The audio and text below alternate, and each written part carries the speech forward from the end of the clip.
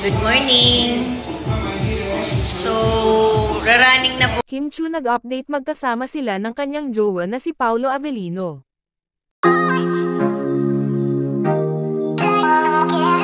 Unti-unti nang ang pinapakita ng dalawa sa publiko kung saan ay sunod-sunod na ang kanilang post sa kanilang mga IG stories na sila ay magkasama, at tulad na lang ngayon, itong si Kimi ay nagbigay ng update at nagkaasaran nga ang mga kasamahan nila.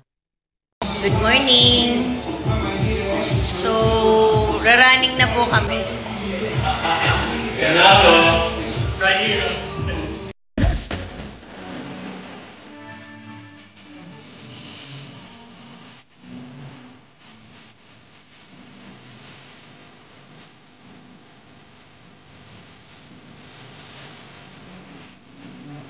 Mga to ha, tamo ha, puro yabang ha.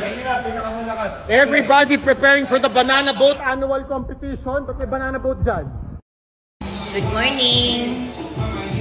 So, raraning na po kami.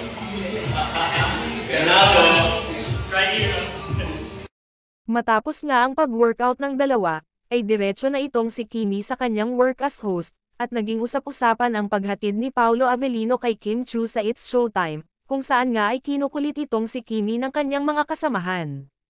Sa isang old video naman ng dalawa, ay makikita itong si Paolo Avellino kung saan ay lagi itong nakabantay ni Kim Chiu, at dyan daw nagsimula ang pangliligaw nito ni Paolo kay Kimi.